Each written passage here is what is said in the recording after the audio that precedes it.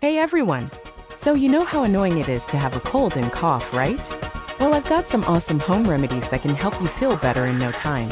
First up, honey and lemon. Mix them together in warm water and sip on it throughout the day.